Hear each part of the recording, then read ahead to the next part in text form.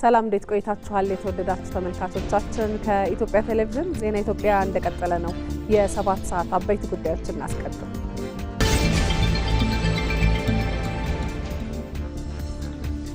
በዘንድሮ ክረምት አንዳንድ አካባቢዎች የተቆራረጠ የዝናብ ሁኔታን የሚያስተናግዱ በመሆኑ ለግብርናው አመቺ በሆነ መልኩ መጠቀም ይገባል አለ የብሔራዊ ሜትሮሎጂ ኢንስቲትዩት።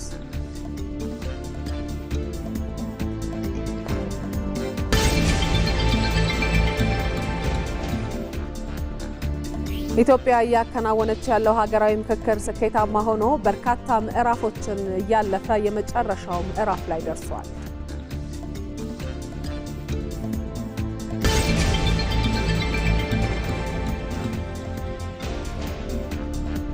የአፍሪካ የወደፊት የፖለቲካ ትርክት የሚገነባው ጠንካራ የሕዝብ ተሳትፎን በማድረግና ዴሞክራሲያዊ ተቋማትን በማጠናከር ነው።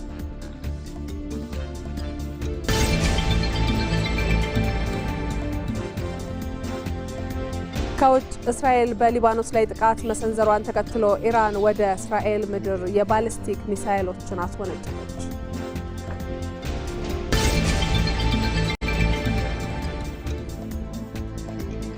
ከስፖርት ፍሎሬንቲኖ ፔሬዝ በድጋሚ የሪያል ማድሪድ ፕሬዝዳንት ሆነው ተመረጡ።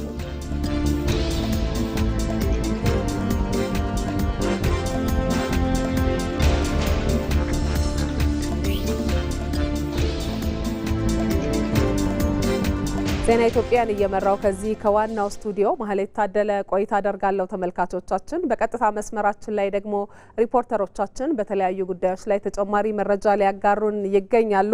እድሉ ፈቀደ በቀጥታ መስመር ላይ አለ። በኢትዮጵያ ደህንነቱ የተጠበቀ ምግብን በሁሉም ቦታ ተደራሽ ለማድረግ የፖሊሲና የቁጥጥር ስርዓትን ማጠናከር እንደሚገባ ተገልጿል። ይህ የተባለው ደግሞ የዓለም የምግብ ደህንነት ቀንን አስመልክቶ በተሰናዳ የውይይት መድረክ ላይ ነው።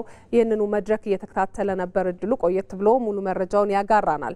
በሌላ በኩል ደግሞ ኢትዮጵያ ባለፉት ዓመታት የተገበረችው የሌማት ትሩፋት መርሃ ግብር የወተት ምርቷ እንዲያድግ አስችሏታል። የዓለም የወተት ቀን ዛሬ እየተከበረ ይገኛል። በዚሁ ጉዳይ ላይ የተከናወነውን ሁነት ደግሞ እየተከታተለ የሚገኘው ሪፖርተራችን ባዬ ሙላት ነው።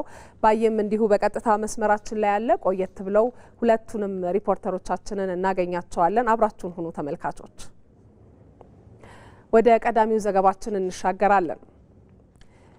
የኦጋዴን ብሔራዊ ነጻነት ግንባር ኦብነግ ከታጠቁ ቡድኖች ጋር ግንኙነት አለው መባሉን ውድቅ አደረገ። የኦጋዴን ብሔራዊ ነጻነት ግንባር ኦብነግ ከታጠቁ ቡድኖች ጋር ግንኙነት አለው መባሉን በጽኑ የሚቃወም መግለጫ አውጥቷል። ከኢትዮጵያ መንግስት ጋር ለተፈረመው የሰላም ስምምነት ያለውን የማይናወጥ ቁርጠኝነት በድጋሚ እንደሚያረጋግጥም ገልጿል። እንደ አውሮፓውያኑ አቆጣጠር በጥቅምት 21 2018 በአስመራ የተፈረመው የሰላም ስምምነት ዛሬ በሶማሌ ክልል ለሚታየው ሰላምና መረጋጋት እንደ መሰረት ሆኖ አገልግሏል ብሏል። ስምምነቱ ከተተገበረበት ጊዜ ጀምሮ ክልሉ በኢትዮጵያ ውስጥ ካሉ ሰላማዊና የተረጋጉ ክልሎች አንዱ ለመሆን የበቃ ሲሆን ይህም የስምምነቱን አስፈላጊነትና ሁሉም ወገኖች ዘላቂ ሰላምን ለማስፈን ያላቸውን ቁርጠኝነት ያሳያል ሲልም ገልጿል። ኦብነግ የአስመራው የሰላም ስምምነት ለሶማሌ ክልልና ለሰፊው የአፍሪካ ቀንድ ከፍተኛ ጥቅም እንዳስገኘ ያምናል ሲል በወቅታዊ ጉዳዮች ላይ በሰጠው በዚሁ መግለጫው ጠቅሷል። በመሆኑም ኦብነግ በሶማሌ ክልል የተገኘውን ሰላም፣ መረጋጋትና ልማት ሊያናጋ የሚችል ማንኛውንም ድርጊት ወይም ባህሪ በጥብቅ ይቃወማል። እንዲሁም በሰላም ስምምነቱ አማካኝነት የግል ፍላጎታቸውን ማሳካት ያቃታቸው ጥቂት ግለሰቦች አዲስ ግጭት ለመቀስቀስ በመሞከር የድርጅቱን ስም ያለ ፈቃድ መጠቀማቸውን ሙሉ በሙሉ ውድቅ እንደሚያደርግ አረጋግጧል። በተጨማሪም ኦብነግ አሁን ያለውን የኢትዮጵያ መንግስት ለመጣል ዓላማ ካላቸው ሌሎች ድርጅቶች ጋር ምንም አይነት ጥምረት እንዳልመሰረተ ግልጽ አድርጓል። በስልጣን ላይ ያለውን መንግስት በኃይል ለማስወገድ መታገል ወይም ብቸኛ ዓላማቸው የመንግስትን ስልጣን በትጥቅ መያዝ ከሆኑ ድርጅቶች ጋር መሳተፍ የኦብነግ ዓላማ ሆኖ አያውቅምም ብሏል። በመግለጫው የኦብነግ ተልዕኮ ሁልጊዜም የሶማሌ ክልል ህዝቦችን መብት፣ ጥቅምና ምኞት ማስከበር ላይ እያተኮረ ስለመሆኑም ገልጿል። እነዚህን ዓላማዎች በውይይትና በጋራ ስምምነት መርሆዎች በመመስረት በሰላማዊና በዲሞክራሲ መንገድ ለማሳካት ቁርጠኝነት እንዳለውም ገልጿል። ስለሆነም ኦብነግ በኢትዮጵያ መንግስት ላይ በግጭት ውስጥ ከሚሳተፉ የታጠቁ ቡድኖች ጋር ምንም አይነት ግንኙነት፣ ትብብር ወይም ተሳትፎ እንደሌለው በድጋሚ አረጋግጣለሁ ብሏል። ኦብነግ ለሰላማዊ ግንኙነቶች ሙሉ በሙሉ ቁርጠኛ ሆኖ የሚቀጥል ሲሆን የሶማሌ ክልልን ሰላም፣ መረጋጋትና የህዝብ ጥቅም አደጋ ላይ የሚጥሉ ማናቸውም ድርጊቶች ውድቅ ናቸው ብሏል። ኦብነግ አክሎም ከድርጅቱ ምንም አይነት ውክልናና ፈቃድ ሳይኖራቸው በተናጠል በሚንቀሳቀሱት የቀድሞ የፓርቲው ሊቀመንበር በአቶ አብዱራህማን ማህዲ አማካኝነት የድርጅቱ ስም ያላግባብ ጥቅም ላይ መዋሉን አብራርቷል። አቶ አብዱራህማን ማህዲ በአሁኑ ወቅት በኦብነግ ፓርቲ ውስጥ ምንም አይነት የአመራር ቦታ የሌላቸው ሲሆን ፓርቲውን የፖሊሲዎቹን ወይም ዓላማዎቹንም የማይወክሉ ስለመሆኑም ገልጿል።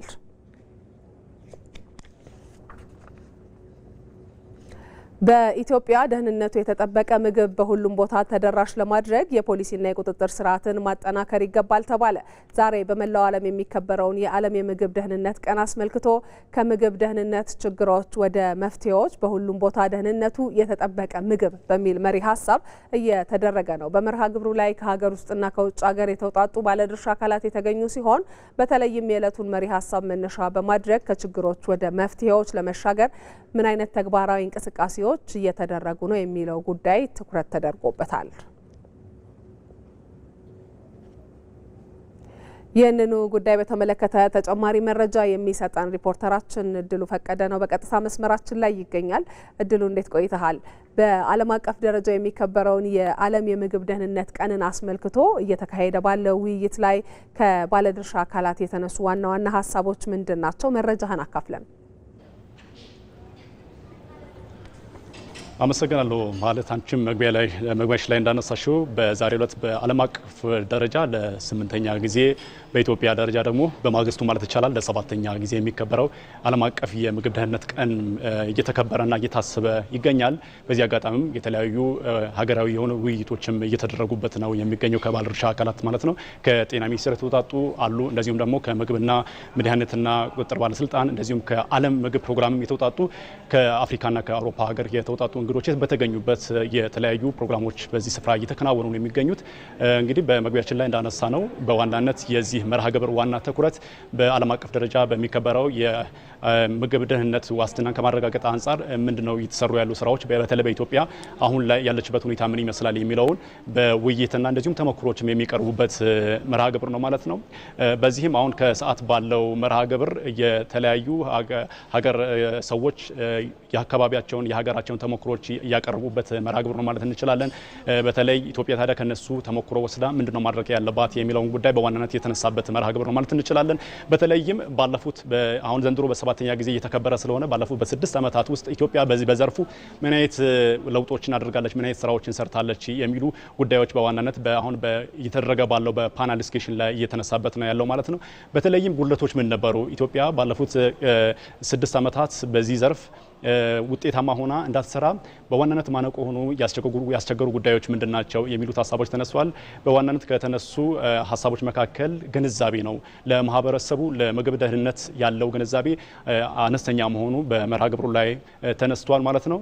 በተለይም ደግሞ ከእርሻ እስከ ጉርሻ ያለው የምግብ አያያዝም ግንዛቤ ያን ያህል እንዳልሆነም የተነሳበት ነው። ታዲያ እነዚህን ጉድለቶች እንዴት ነው ወደ ጥንካሬ ቀይሮ በተለይ ችግሮችን ሁሌ ከማውራት ባለፈ መፍትሄዎችን ማምጣት የሚቻለው የሚሉት ሀሳቦች በተለይ በባለድርሻ አካላት በኩል ዛሬ ተነስቷል ማለት ነው። በዚህም የተደረገው በዋናነት የተለያዩ ሀገራት ተሞክሮች ነው እየተነሳው ማለት ነው። እንግዲህ ዓለም ለ8ኛ ጊዜ እያከበረች ከሆነ ኢትዮጵያ ደግሞ ለ7ኛ ጊዜ ነው እንግዲህ አሁን እያከበረች ያለችው ማለት። ይህ ማለት ደግሞ ኢትዮጵያ በዘርፉ ለውጥ ለማምጣት ቶሎ መግባቷንና ልክ በአሁኑ እንደሚታወቀው በተለያዩ ዘርፎች በተለያዩ ልማት ስራዎች ኢትዮጵያ ራሷን ለመለወጥ ለተቀን እንደምትሰራው ሁላ በዘርፉ ደግሞ ራሷን ለመለወጥ የሌሎች የተሻሉ ሀገራትን ተሞክሮ አይታ ራሷንም እዛ ወደ ስኬት ለማምጣት እያደረገችበት ያለው ጥረት በሌሎች ሀገራት እንግዶችም በጣም የተሞገሰበትና ያደነቁበት ነው። በዚህም በተለይም ባለፉት 6 ዓመታት በርካታ ለውጦች ታይተዋል። እነዚህ ለውጦች መጠናከር አለባቸው። የታዩ ጉድለቶች ደግሞ እንደ ጉድለት ታይቶ ያ ደግሞ መሸፈን አለባቸው የሚሉ ሀሳቦች የተነሳበት ነው ማለት ነው። በተለይም ከዚህ በኋላ ኢትዮጵያ ማድረግ ያለባቸው ዋና ዋና ሀሳቦች በተለይ ከእርሻ እስከ ጉርሻ ያሉ የምግብ ሰንሰለትን ማጥናትና ማጣራት እንዳለባትም ተነስቷል ማለት ነው።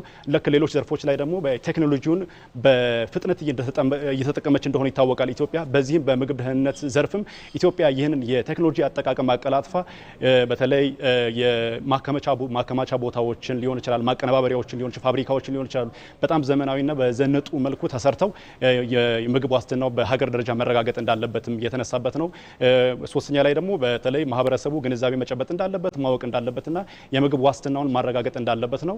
የተለየ ነገር ካለ ደግሞ ለባለድርሻ አካላት በተለይ ከምግብ ዋስትና ጋር ተያይዞ የሚታዩ ጉለቶች እንደዚሁም ጥርጣሬዎች ካሉ ማህበረሰቡ ልክ በነቃ ተሳትፎ ሌሎች ጉዳዮች ላይ እንደሚሳተፈው ሁሉ ለሚመለከተው አካል መጠቆም እንዳለበትም የተነሳበት ነው። በመጨረሻም እንግዲህ የምግብ ዋስትናን ማረጋገጥ የምግብ ደህንነትን ማረጋገጥ እንግዲህ መሰረታዊ ከሚባሉ ነገሮች አንዱ እንደመሆኑ ዜጎች ይህንን ጉዳይ በትኩረት በማወቅና በግንዛቤ በመጨበጥ ባለድርሻ አካላት የሚያሳዩትን አቅጣጫና ፖሊሲዎችን በመከተል የተሻለ አምራች የሆነ ዜጋ እንደ ሀገር ሁላችንም ተረባርበን መሆን እንዳለብን የተነሳበት መርሃ ግብር ነው ማለት ይቻላል።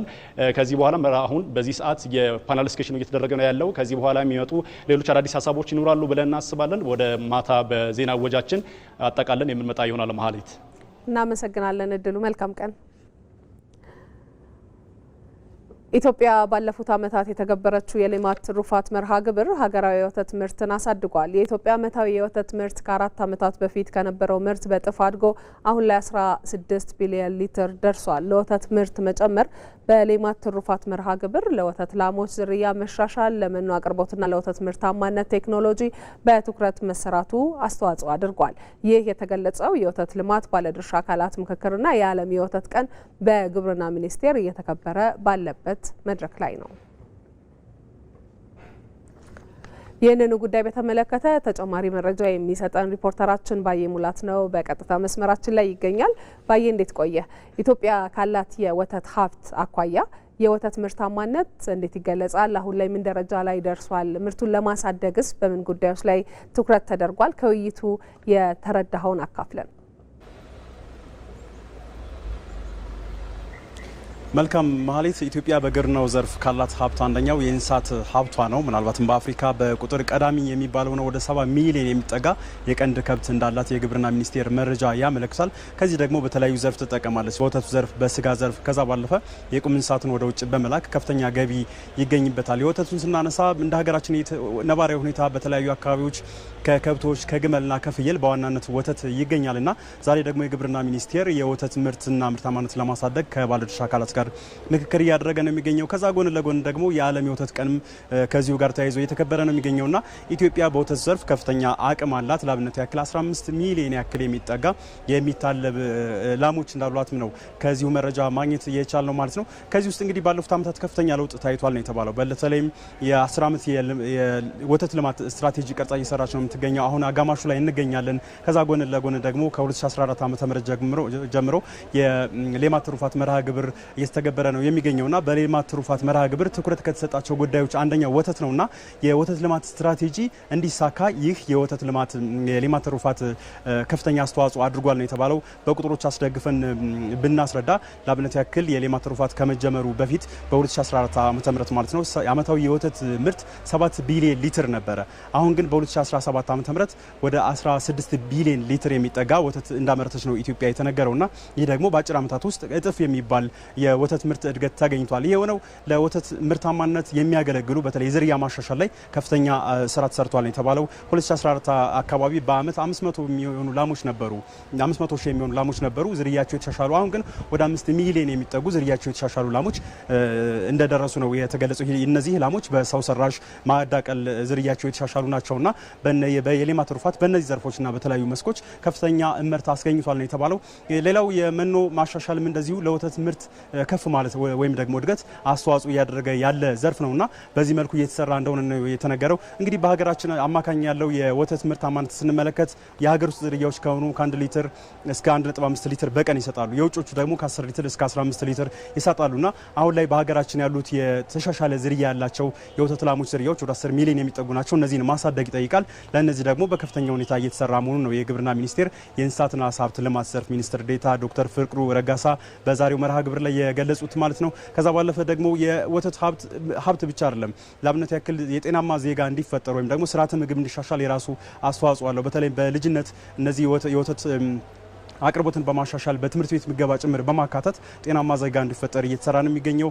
አርብቶ አደሩ ወይም ደግሞ ወተት አምራቹ ደግሞ ገቢው ከፍ እንዲልም እንደዚሁ የወተት ምርታማነትን ማሳደግ ይጠበቃል። እናመሰግናለን ባዬ፣ መልካም ቀን ይሆነልህ። በዘንድሮ ክረምት አንዳንድ አካባቢዎች የተቆራረጠ የዝናብ ሁኔታን የሚያስተናግዱ በመሆኑ ለግብርናው አመቺ በሆነ መልኩ መጠቀም ይገባል አለ የብሔራዊ ሜትሮሎጂ ኢንስቲትዩት።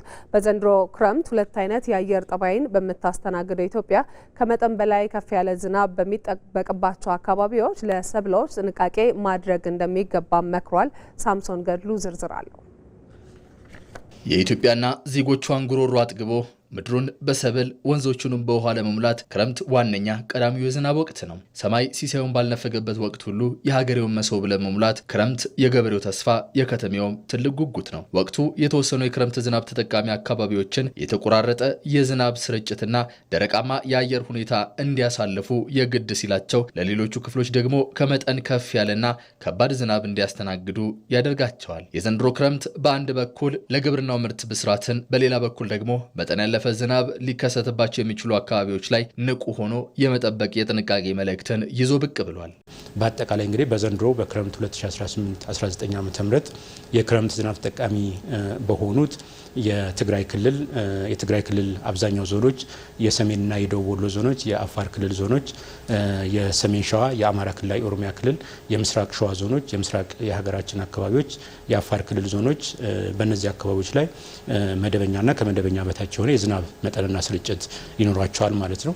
በሌላ በኩልም እንደዚሁ የቤኒሻንጉል ጉሙዝ ክልል ዞኖች፣ የምዕራብ ኦሮሚያ ዞኖች እና የጋምቤላና የደቡብ ምዕራብ ኢትዮጵያ ክልል ዞኖች መደበኛና ከመደበኛ በላይ የሆነ የዝናብ መጠንና ስርጭት በዘንድሮ በክረምት 2018-19 ዓ.ም ይስተዋልባቸዋል ማለት ነው። በተመሳይ እንደዚሁ የመካከለኛው የሀገራችን አካባቢዎች፣ የማዕከላዊ ኢትዮጵያ ክልል ዞኖች፣ የደቡብ ኢትዮጵያ ክልል ዞኖች፣ የሲዳማ ክልል ዞኖች በእነዚህ አካባቢዎች ላይ እንደዚሁ መደበኛና ከመደበኛ በታች የሆነ የዝናብ መጠንና ስርጭት በዘንድሮ በክረምት 2018-19 ዓ.ም ይስተዋላል ማለት ነው። ታዲያ የሀገራችን የግብርና ዘርፍ ይህንን የክረምት የአየር ጸባይ ተጽዕኖ ተቋቁሞ ምርታማነትን እንዲያረጋግጥ ወገብን ጠበቅ አድርጎ አጋጣሚውን ወደ መልካም የዝናብ ጠብታን ወደ ምርት ለመቀየር ከወዲሁ በእቅድ መስራትን ይጠይቃል። በዘንድሮ የክረምት የግብርና ስራ ላይ እንደየአካባቢው ነባራዊ የዝናብ ሁኔታ አስፈላጊ የሆኑ ቅድመ ጥንቃቄ እርምጃዎችን መውሰድም የግድ ይላል። ዝናብ በሚቆራረጥባቸው አካባቢዎች የውሃ ማቆርና የእርጥበት ጥበቃ ስራዎች የግድ ይላሉ። ከመጠን በላይ ዝናብ በሚጠበቅባቸው ስፍራዎች ደግሞ የጎርፍ መውረጃ ቦዮችን ማዘጋጀትና የአፈር መሸርሸርን መከላከል የዛሬው የቤት ስራ ሊሆን ይገባል። የበልጉ ዝናብ እንግዲህ በአሁኑ ወቅትም ቢሆን በተለያዩ የሀገራችን አካባቢዎች እየዘነበ ያለበት ሁኔታ ያለው ማለት ነው። ስለዚህ ይሄ ማለት ለቀጣዩ ለክረምትም የእርጥበት መኖር እጅግ ከፍተኛ አስተዋጽኦ ያበረክታል ማለት ነው። ስለዚህ ከወዲሁ እንግዲህ በተለያዩ የሀገራችን አካባቢዎች የሚገኘውን የዝናብ መጠንና ስርጭት በአግባቡ በመሰብሰብ በአጭር ጊዜ ሊደርሱ የሚችሉ አዝርቶችንም በመጠቀም ሊኖር የሚችለውን የደረቅ ሰሞናቶች መበራከት ሊኖር የሚችለውን የዝናብ መቆራረጦች መቋቋም ይቻላል ማለት ነው። በአጠቃላይ እንግዲህ በዘንድሮ ክረምት የምዕራብ አጋማሽ የሀገራችን አካባቢዎች ጥሩ የሆነ የዝናብ መጠንና ስርጭት ይኖራቸዋል ማለት ነው። ይህም የሚኖር የዝናብ መጠንና ስርጭት እንግዲህ ከወዲሁ የማሳ ዝግጅትን ለማከናወን የተለያዩ አካባቢ ጥበቃ ስራዎችን ለመስራት በየተፋሶቹም ጥሩ የሆነ የዝናብ መጠንና ስርጭት ስለሚኖር ተፋሶቹም ጥሩ የሆነ የውሃ አቅርቦትና ይዘት እንዲኖራቸው አስተዋጽኦ ያደርጋል ማለት ነው። የሚኖረው ተደጋጋሚነት ያለው መጠን ያለው ዝናብ በተለይም በማሳዎች አካባቢ ውሃ እንዲተኛ አስተዋጽኦ ሊያደርግ ይችላል።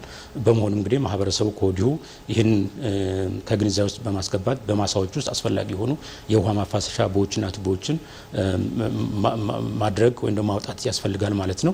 የተፈጥሮን ጉራማይሌ ጠባይ ቀድሞ በመረዳት እንደየአካባቢው የተሰጡትን የሜትሮሎጂ ቅድመ ትንበያ ምክሮች መቀበልና መተግበር፣ ሻገር ሲልም ወቅታዊ የሆኑ መረጃዎችን በየጊዜው መከታተል ነገን ቀድሞ የመረዳት ጥበብ ነው። ሰማዩ ያዘነበውን ሲሳይ ወደ ምርታማነት፣ ሊኖር የሚችለውን ስጋት ደግሞ በቅድመ ጥንቃቄ ወደ በረከት መቀየር ኢትዮጵያ ዛሬ በተግባር እያረጋገጠች ያለችው ጊዜው የሚጠይቀው መላ ነው። በአማራ ክልል ቀድመው ለሚዘሩ ሰብሎች በቂ ግብዓት ማሰራጨቱን የክልሉ ግብርና ቢሮ አስታወቀ። በክልሉ የመኸር ዘር እየተከናወነ ሲሆን በምርት ዘመኑ ከሚፈለገው 8.6 ሚሊዮን ኩንታል የአፈር ማዳበሪያ ውስጥ 3.3 ሚሊዮን ኩንታል በላይ ማዳበሪያ በአርሶ አደሩ እጅ ስለመድረሱ ተገልጿል። በዚህ ጉዳይ ላይ ተጨማሪ መረጃ የምትሰጠን ሪፖርተራችን ራሄል ፍሬው ናት። በቀጥታ መስመራችን ላይ ትገኛለች። ራሄል እንዴት ቆይተሻል? በአማራ ክልል የመኸር እርሻ ዘር ተጀምሯል እና ቀድሞ ለሚዘሩ ሰብሎች የሚያስፈልጉ የግብአት አቅርቦት ስርጭቱ እንዴት ይገለጻል? የተመለከትሽውን አጋሪ። አመሰግናለሁ ማህሌት። በአማራ ክልል በ2018-19 የምርት ዘመን ሰፊ ምርት ከሚጠበቅባቸው አካባቢዎች አንዱ ነው። በዚህ የምርት ዘመንም 5.5 ሚሊዮን ሄክታር መሬትን ለማረስ አቅዷል። አሁን በእርሻ ወቅት ላይ ነው የሚገኘው ክልሉ። በተለይ ደግሞ የምዕራቡ የክልሉ ክፍል ማለትም የጎጃም እና የጎንደር የተለያዩ ዞኖች በዚህ አካባቢ የሚገኙ የተለያዩ ዞኖች እንዲሁም ደግሞ በምስራቁ የክልሉ አካባቢ ደቡብ ወሎ፣ ሰሜን ወሎ አካባቢ የሚገኙ አካባቢዎች ሰሜን ሸዋን ጨምሮ የበቆሎ ዘር የሚጀመርበት ጊዜ ነው። ሚያዚያን መሬት በማለስለስና በተለያየ ማሳ ዝግጅት ቆይተው ግንቦት ላይ ነው የእርሻ እንዲሁም ደግሞ የማጠናቀቂያ እርሻና የዘር ዝግጅት የሚጀመረው ማለት ነው። በአሁኑ ወቅትም የዘገዩ አካባቢዎች በሰብላቸውን መሬታቸውን በዘር እየሸፈኑ ነው የሚገኙት። በተለይ የበቆሎ ምርት በስፋት የሚመረትባቸው አካባቢዎች የዘር ስራ በስፋት እየተከናወነ ነው የሚገኘው። ለዚህም በቂ የሆነ የግብአት አቅርቦት እንደተከናወነ ነው የክልሉ ግብርና ቢሮ መረጃ የሚያመለክተው። በተለይ በእነዚህ አካባቢዎች ጨምሮ በሌሎችም አካባቢዎች ተከትሎ ለሚመጡ ምርቶችም ማለት ነው ከበቆሎ ውጪ ለሚዘሩ ምርቶችም ግብአት የሚሆን የተለያዩ ምርጥ ዘሮች እንዲሁም ደግሞ የአፈር ለምነትን ማሻሻያ ማዳበሪያ ስርጭት እየተከናወነ ነው የሚገኘው። የበቆሎ ምርጥ ዘርን ጨምሮ የአፈር ማዳበሪያን በምንመለከትበት ጊዜ እስካሁን የተለያዩ የዘር ሁኔታ ላይ በመገኘታቸው በቂ የሆነ ምርጥ ዘር ማግኘታቸውን ነው የተገለጸው። በተለይ የአማራ ክልል ግብርና ምርምር ኢንስቲትዩት ያዳበራቸው ቶሎ ምርት የሚሰጡ እንዲሁም ደግሞ ውጤታማ የሆኑ የዘር አይነቶችን ከአማራ የምርጥ ዘር ድርጅት ጋር በመቀናጀት ወደ አርሶ አደሩ ያደርሳሉ። ይህን ተከትሎ እንግዲህ የሌሎች የግብአት ስራዎችም ዘመናዊ ግብርናን በመተግበርም ረገድ የሚያስፈልጉ ዘመናዊ ግብርና ዘዴዎች ጭምር የሚተገበሩበት ወቅት ነው። ይህን ተከትሎ እንግዲህ በአጠቃላይ በክልሉ 8.6 ሚሊዮን ኩንታል የአፈር ማዳበሪያ ይጠበቃል እስካሁን ማለት ነው። በአርሶ አደሮች ፍላጎት መሰረት ለሀገራዊ የግብአት አቅራቢ ድርጅት በቀረበው ጥያቄ መሰረት በበቂ ሁኔታ ወደ ክልሉ መግባቱ እየተገለጸ ነው። ይህንን ተከትሎም እንግዲህ በተለይ ህብረት ስራ ማህበራት የአርሶ አደሮች እጅ ዘንድ በማድረስ የራሳቸውን ርብርብ ያደርጋሉ። በርካታ ትራንስፖርተሮች፣ በርካታ አካላት የሚሳተፉበት ነው የግብአት ማጓጓዝና ስርጭቱ። ይህን ተከትሎ በክልሉ በተለይ የበቆሎ ዘርን በአግባቡና በወቅቱ መሸፈን እንዲቻል የሚያስችሉ የግብአት ስርጭት መከናወኑ ተገልጿል። እስካሁንም 3.3 ሚሊዮን ኩንታል የአፈር ለምነት ማሻሻያ ማዳበሪያ በአርሶ አደሩ እጅ ስለመድረሱ ነው የተገለጸው። አርሶ አደሮች የሚያነሷቸው ውስንነቶች አሉ። በተለይ ደግሞ በመጓጓዝ በኩል መዘግየቶች እንደሚታዩ እየገለጹ ነው። ከዚህም ባለፈ በቂ የሆነ በነሱ በመሬት ሽፋናቸው ልክ በጠየቁት ልክ ያልደረሳቸው አርሶ አደሮች እንዳሉም እያነሱ ነው። ይህንን እንግዲህ የክልሉ ግብርና ቢሮና በተለይ ደግሞ የህብረት ስራ ማህበራት ጭምር በቅንጅት እነዚህን ችግሮች ፈተው ይህንን የምርታማ ወቅት ሳያልፍ የዘር ስራው እንዲከናወን የማድረግ ኃላፊነቶች ይኖርባቸዋል ማለት ነው። በአጠቃላይ ስንመለከተው ምርጥ ዘር አቅርቦትና ግብአትን በተመለከተ ያለው ስርጭት መልካም የሚባል መሆኑን አርሶ አደሮችም ገልጸውልናል። ለአሁን ያለኝ መረጃ ይህንን ይመስላል። ማህሌት፣ እናመሰግናለን ራሄል። መልካም ቀን። ሰባተኛውን ጠቅላላ ምርጫ ወደ ተመለከቱ ዘገባዎቻችን ደግሞ እናልፋለን። ሰባተኛው ጠቅላላ ምርጫ ሁሉም የፖለቲካ ኃይሎች በጋራ ያሸነፉበትና ኢትዮጵያውያን ከአመጽ ይልቅ ለሰላማዊና ዴሞክራሲያዊ አካሄድ ያላቸውን ጽኑ አቋም በካርዳቸው ያረጋገጡበት ታሪካዊ መድረክ ሆኖ አልፏል። ተፎካካሪ ፓርቲዎች ከምርጫው ውጤት በኋላ ፖለቲካዊ ልዩነቶቻቸውን ወደ ጎን በመተው በሀገር ግንባታና በጋራ ጥቅሞች ላይ በትብብር መስራት እንዳለባቸውም ማመላካች ሆኗል። ዛህራ መሐመድ ዝርዝር አላት። ግንቦት 24 የተካሄደው ጠቅላላ ምርጫ በአፈጻጸም ስኬታማና ሰላማዊ ሆኖ መጠናቀቁ መላው የኢትዮጵያ ሕዝብ ለዲሞክራሲያዊ ስርዓት ግንባታ ያለውን ብስለት በተግባር ያሳየበት ነው። ዜጎች ከንጋት እስከ እኩለ ሌሊት በትዕግስትና በሰላማዊ መንገድ የሰጡት ድምጽ ከተራ ድምጽ ያለፈ ትልቅ መልእክት የሰነቀ ነው።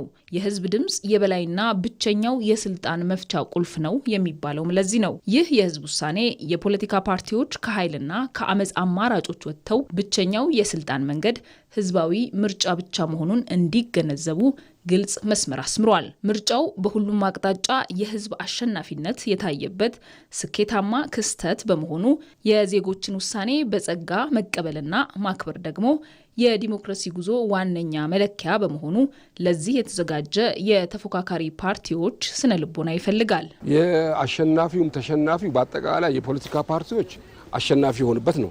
ይህንን መቀበል አለብን። ነገር ግን የተሸነፉት ፓርቲዎች በአሁኑ ሰዓት ስርዓቱና ሂደቱ ትክክል አይደለም የሚል ተቀባይነት የለም። አምነን ተቀብለን ገብተናል። ስለገባን መሸነፍንም ማሸነፍንም መቀበል አለብን። እንደ ሀገር አሸንፈናል። የፖለቲካ ፓርቲዎች ኢች ኤንድ ኤቭሪ ስቴፕ እያንዳንዱ ከአሁን በኋላ የሚያደርጉት ስቴፕ ሀገርን በመገንባት ሀገርን ከመጠበቅ አንጻር መሆን አለበት።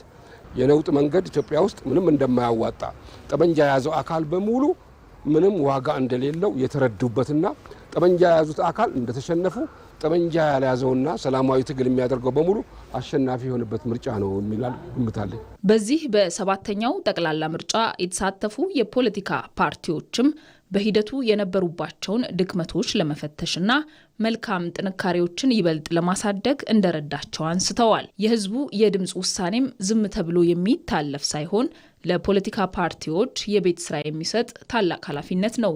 ባለፈው 3 እና 4 ወራቶች ውስጥ ለህዝባችን ተደራሽ በምንሆንበት ሰዓት ያልሰራናቸው ስራ አለ ወይ ብሎ ፖለቲካ ፓርቲዎች ማየት አለባቸው የሚል እሳቤ አለ። ህዝቡ የራሱን የሆነ ድምጽ ሰጥቷል። ይበጅኛል፣ ይጠቅመኛል የሚለውን ፓርቲ መርጧል። ከዚህ አንጻር እኛ ማድረግ ማስተካከል አለብን። ቀጣይ እንዴት አድርገን ነው ተደራሽ ያለንበትን አግባብ ማስተካከል አለብን ነው የሚለውን ማየትና መገምገምና አስተላለፋችንን ማየት ከኛ ይወስዳል። በበቂ ፕሮግራም በህዝቡ ጋር ተደራሽ የምንሆንበት ላይ መርጠን የቻልንበትን ሁኔታ ገምግመን ቀጣይ እንዴት አድርገን ነው ህዝባችንን የኛን የትግል አካል ልናደርግ የምንችልበትን የሚለውን አይቶ ለዛ የሚያስፈልግ ስትራቴጂ ነድፎ መንቀሳቀስ ከፓርቲዎች እንደሚያስፈልግ ያየንበትና የተማርንበት ሁኔታ ነው ያለው። እንግዲህ ያው ፖለቲካ ፓርቲዎች በዚህ ሀገር ላይ በርካታ አዳዲስ ነገሮች ይዞ መምጣት፣ ሁለተኛ ደግሞ ከተቃውሞ ወደ ፉክክር መሻገር፣ ከፉክክር መሻገር ደግሞ የተሰሩ ስራዎችን አድንቀው ያልተሰሩ ስራዎች ላይ ደግሞ ትኩረት አድርገው ህዝቡ የሚፈልገው ያልተሰሩ ስራዎች እንዲሰሩለት የሚፈልገው አዲስ ነገር ስለሆነ ተሻጋሪ ማህበረሰብም ስለሆነ ለዛ የሚሆኑ አዳዲስ ነገሮችን ይዞ ይመጣ የበለጠ ደግሞ ትኩረት መሳብ የሚችል በህዝቡ ዘንድ ቀልብ መውሰድ የሚችልበት ተመራጭ የሚሆንበትን ሁኔታዎች እንደሚኖሩ ያየውባቸው ነገሮች አሉ።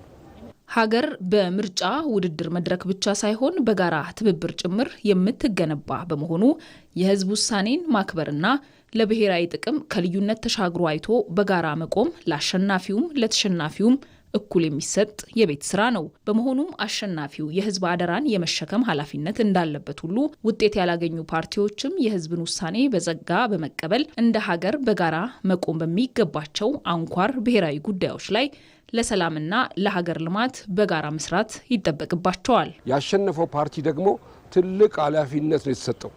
አሁን ስልጣን መንደላቀቂያ እንደፈለጉ መሆን ሳይሆን የኢትዮጵያን ህዝብ ወደ ሰላም የሚያመጣበት የኢትዮጵያ ህዝብ ከረሃብ ከኑሮ ውድነት የሚያወጣበት መልካም አስተዳደር እስከታች የሚገነባበትና የሚዘረጋበት መሆን እንዳለበት ትልቅ ኃላፊነት ከትልቅ ተጠያቂነት ነው የተሰጠው። ከዛ ባለፈ ግን ህዝባችንም ሆነ ሁሉም አካል በመጣው ውጤት ልክ ደግሞ ተቀበለን አብረን ሀገረ መንግስት ግንባታ ላይ የበኩላችንን አስተዋጽኦ የምናበረከትበት ለሀገር ግንባታ ሂደቱ ላይ ደግሞ የተሻለ ሀሳብ አለን ብለን የምናምን ከሆነ ደግሞ ላሸነፈው ፓርቲ ሀሳባችንን የምንሰጥበትና የሚያዋጣው ከሆነ አብሮ ተግብሮ ሀገርን የምንገነባበት መንገድ ለመፍጠር ላይ እርሾ እንድንሆንና ለሚቀጥለው የምርጫ ሂደትና ለሚቀጥለው አዲስ ትውልድ ደግሞ የበኩላችንን አስተዋጽኦ ማበርከት የሚጠበቅብን እንደሆነ የተማርንበትም ምርጫ ነበረ። ህዝብ ተገልጋይ ነው። ከመንግስት አገልግሎት ይፈልጋል፣ ልማት ይፈልጋል። ከህዝብ የምትሰበስበውን ገቢ መልሰ ልማት ላይ ማዋል ይጠይቃል። ምርጫ መንግስት ለመሆን ነው እንጂ ስራ ለመስራት ሁሉም ፓርቲዎችም ሆኑ ሌላ አካል አብረን ተሳትፈን አስተባብረን ለመስራት ዝግጁ ስለሆን ኃይል ከመበተን ኃይል አሰባስበን ያሉን ችግሮቻችን ለመፍታት ዝግጁ መሆናችን ለመግለጽ ነው። የህዝብን የሉዓላዊነት ስልጣን በካርድ ለማረጋገጥ የተደረገው ጉዞ ወደ ትልቅ ምዕራፍ የተሻገረበት ይህ ሰባተኛው ጠቅላላ ምርጫ ፓርቲዎች ይበልጥ በበሰለና በተቋቋመ የፖለቲካ አካሄድ ወደፊት እንዲጓዙ ምቹ አጋጣሚን የፈጠረ ሆኗል። የህዝብን ውሳኔ ማክበርና ለሀገር ሰላም መገዛት የነገዋ ኢትዮጵያ ዋስትና በመሆኑ ሁሉም የፖለቲካ ኃይሎች የህዝብና የሀገርን የጋራ ደህንነት ለማረጋገጥ ከምርጫ ማግስት በሚኖሩ ሀገራዊ አጀንዳዎች ላይ በትብብርና በቁርጠኝነት መስራት የግድ ይላቸዋል። ኢትዮጵያ በምርጫ ማግስት የፓርቲዎች ቃል በተግባር በሚፈተንበት ወቅት ላይ ትገኛለች። አሁን ላይ ያለምንም ልዩነት የሁሉም የጋራ ጥያቄ የሆነው የባህር በር ጉዳይ የኢኮኖሚ ብቻ ሳይሆን የብሔራዊ ሁሉና ጉዳይ ሆኗል። ለተግባራዊነቱ በጋራ መቆም ደግሞ ወቅቱ ግድ የሚለው ነው። ብርቱካን አስናቀ ይህንኑ በተመለከተ ያሰናዳችውን ተከታትለን እንመለሳለን። ኢትዮጵያ የዲሞክራሲ ስርዓት ግንባታ ጉዞዋን አንድ እርምጃ ከፍ ያደረገ የምርጫ ሂደት አስተናግዳለች። በምርጫ ወቅት የተለያዩ የፖለቲካ ፓርቲዎች እኛ ብንመራት የኢትዮጵያ ኢኮኖሚን ለማነቃቃትና ብሔራዊ ጥቅሟን በአስተማማኝ ሁኔታ ለማስከበር እንሰራለን በማለት የምረጡኝ ቅስቀሳ አከናውነዋል። ዜጎች የቀረቡላቸውን አማራጮች በመመዘን በካርዳቸው የራሳቸውን ውሳኔ ሰጥተዋል። አሁን የፓርቲዎች ቃልና ውጤታማነት በተግባር የሚፈተንበት እውነተኛ ጊዜ ላይ እንገኛለን። በዚህ ውስጥ ከየትኛውም ነገር በላይ ቅድሚያ ለሚሰጠው የብሔራዊ ጥቅም መከበር ያላቸው ቁርጠኝነት ይፈተሻል። ኢትዮጵያ ውስጥ ከፍተኛ ሲግኒፊካንት የሆነ ኢኮኖሚ ለውጥ ሊያመጣልን የሚችለው የባህር በር ወደብ ጉዳይ አለብን። የባህር ወደብ ጉዳይ አሁን እየከፈልን ያለነው ለጅቡቲ ለወደብ ክራይና ለትራንዛክሽን እንከፍለዋለን። እሱን ለአንዴ ለመጨረሻ ጊዜ የሱ ወደ ሀገር ኢኮኖሚ ኢንጀክት ቢደረግ በጣም ትልልቅ ክልሎችን በትልልቅ የመንግስት መሰረተ ልማቶችን የማህበረሰብ አገልግሎቶችን ሊሰራልን የሚችል ስለሆነ እሱን የብሔራዊ ጥቅም ጉዳይ በደንብ መሳተፍ መቻል አለበት።